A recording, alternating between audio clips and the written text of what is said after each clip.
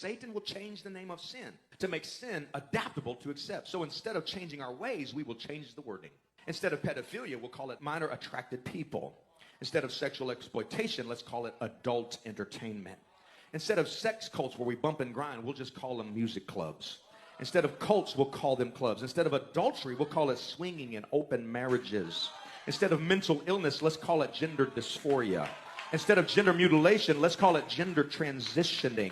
Instead of fornication, let's call it intimacy. Instead of lust, let's call it love. Instead of calling it a spiritual battle of good and evil, let's call it political. Let's call it a phobia. Let's call it hate speech. Call it something else. We are not called baby killers. We're called abortionists. It's no longer sin. It's a complex. It's an addiction. It's a disorder. It's an obsession. So we don't feel bad about our sins. We change the name of them. And when we hear the truth preached, we feel conviction, but we condemn the preacher as hate speech.